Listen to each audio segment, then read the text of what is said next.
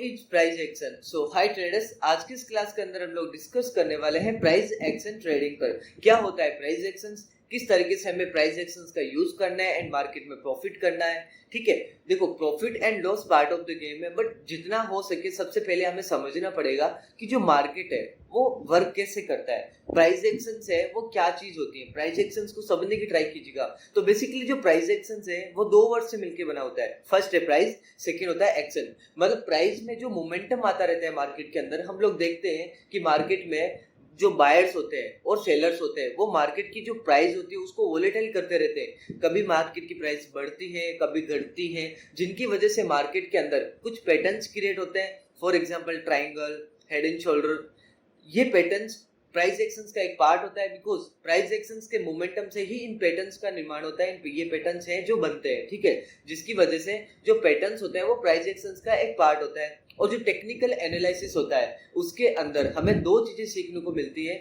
First है price action and second होता है इंडिकेटर।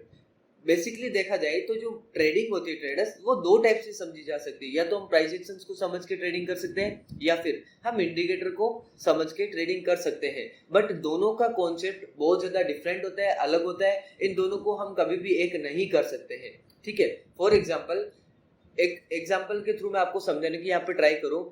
आप लोग कैंपिंग के लिए कहीं कोई जंगल के अंदर बाहर जा रहे हो, ठीक है, तो वहां पर आपका जो सेलफोन होगा उसमें क्या कोई नेटवर्क होगा?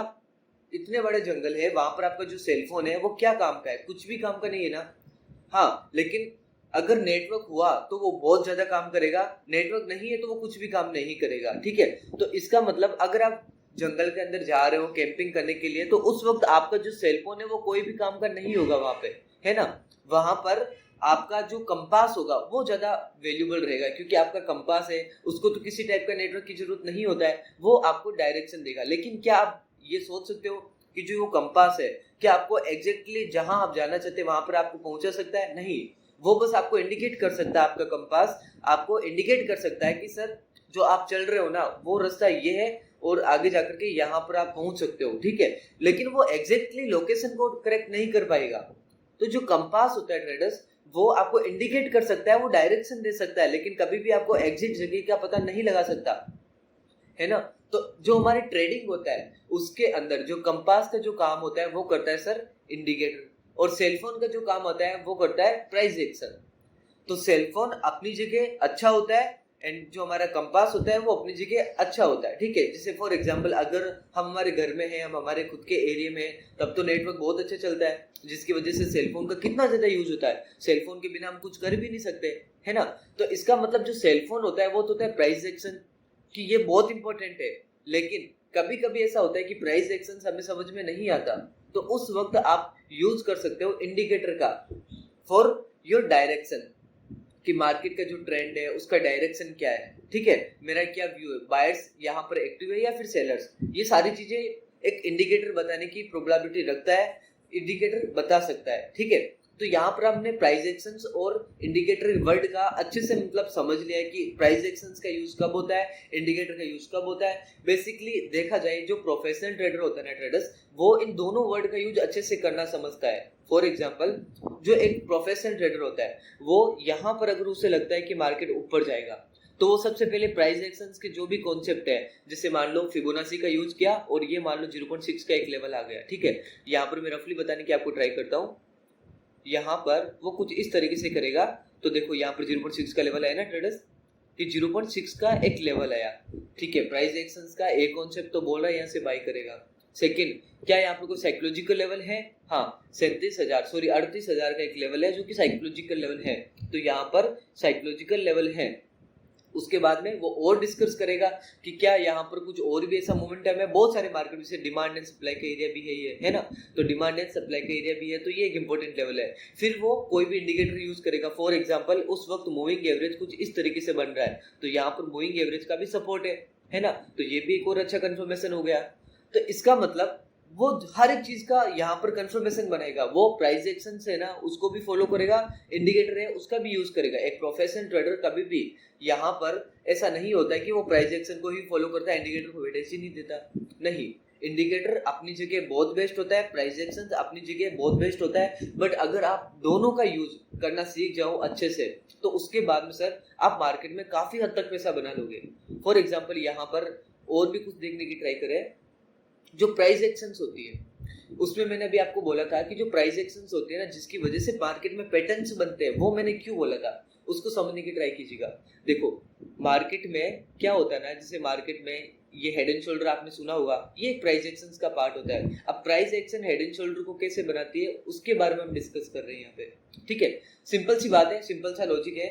फॉर एग्जाम्पल यहाँ पर जब मार्केट था तब मान लो 100 पर था मार्केट, ठीक है। अभी यहाँ पर 39,000 जो भी आपको दिख रहा है, मैं आपको रफली बता रहा हूँ। यहाँ पर मार्केट 100 पे था, फिर मार्केट में बायर्स एक्टिव हुए और मार्केट ऊपर गया 100 से सीधा 500 से मार्केट वापस गिरा, क्योंकि यहाँ पर क्या बैठे थे सेलर्स, तो सेलर्स ने 500 से फिर से 100 पे लेके आ गई और फिर वापस जाकर के वो 1000 तक चला गया, फिर से वापस 100 पर आ गया, फिर से वापस 300 500 तक चला गया। मतलब मार्केट में क्या कर रहा है, हर एक पॉइंट पर मार्केट की जो प्राइस है वो चेंज होती रहती है, कम होती रहती है या फिर ज्यादा होती रहती है, जिससे क्या होता है जो प्राइस होता है वो एक्शन लेता रहता है मार्केट के अंदर। यहाँ पर एक्शन क्या लिया, रेजिस्टेंस फेस करके फॉल, यहाँ पर एक्शन क्या लिया, रेजिस्टेंस फेस करके फॉल, यहाँ पर क्या लिया, रेजिस्टेंस फेस करके फॉल। तो मार्केट की जो प्राइस है उसकी जो एक्शन होती रहती है, जिसकी वजह से मार्केट में ये सारे स्ट्रक्चर बनते रहते हैं, है ना। अभी ये स्ट्रक्चर कैसे बना, मार्केट की प्राइस का एक्शंस का एक रिजल्ट है ये किसका रिजल्ट है ट्रेडर्स, ये मार्केट की प्राइस के जो एक्शन होते हैं उसका एक रिजल्ट है। क्योंकि मार्केट की प्राइस बड़ा घटा बड़ा घटा बड़ा घटा, जिसकी वजह से जो प्राइस के एक्शन से कुछ दिखने लायक एक अच्छा सा स्ट्रक्चर तैयार हो गया, जिसे हम कहते हैं हेड एंड शोल्डर, ठीक है। तो हेड एंड शोल्डर हो या फिर यहाँ पर हम और ये भी देख सकते हैं। फॉर एग्जाम्पल यहाँ पर ये जो मार्केट है ट्रेडर्स, ये क्या कर रहा है, इसी के समझने की ट्राई कीजिएगा।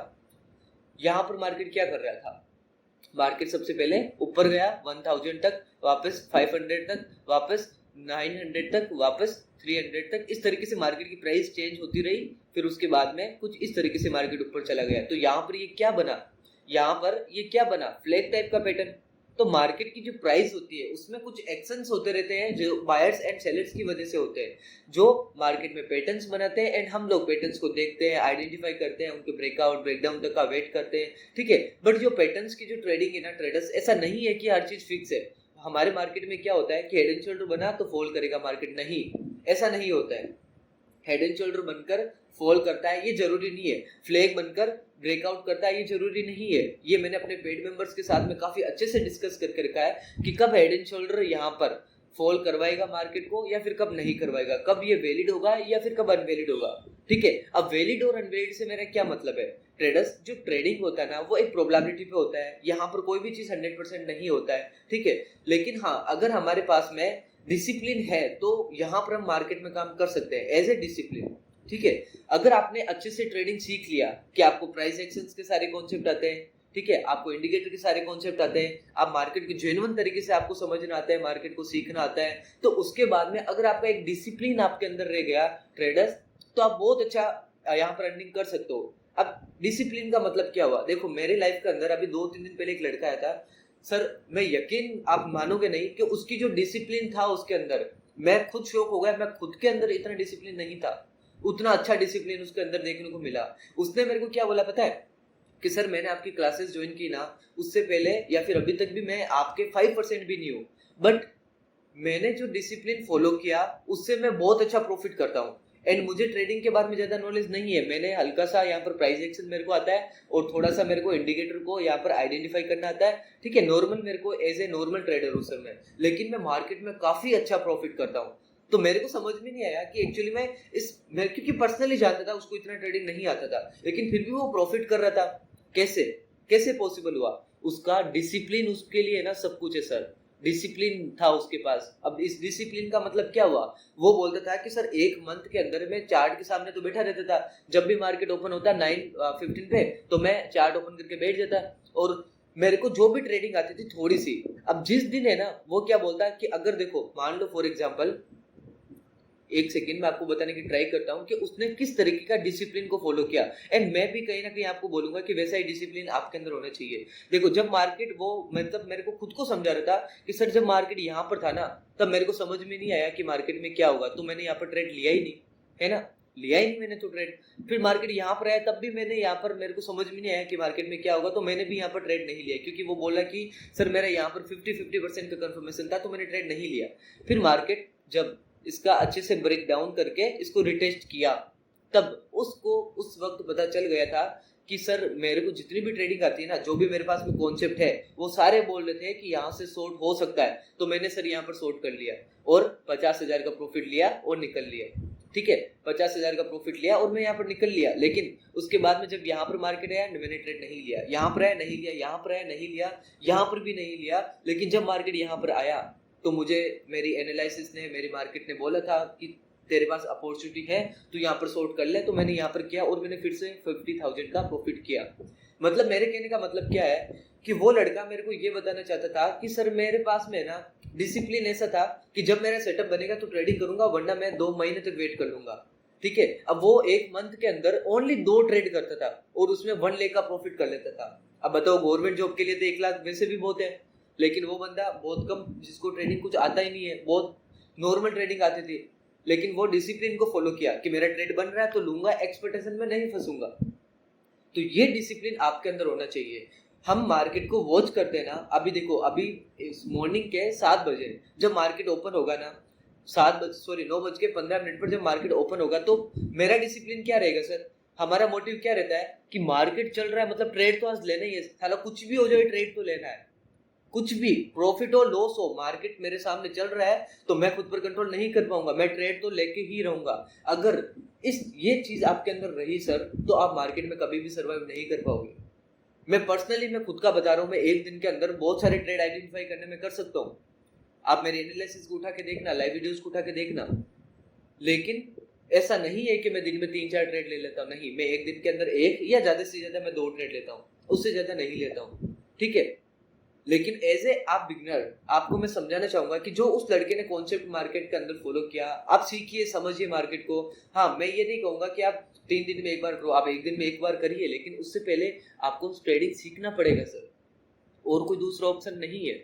एक बार अच्छे से सीख लीजिए ना, फिर क्या प्रॉब्लम है? कभी भी जब भी आपको 10 दिन में एक बार भी आपका बन रहा है, आपको लग रहा है, तो आप कीजिए।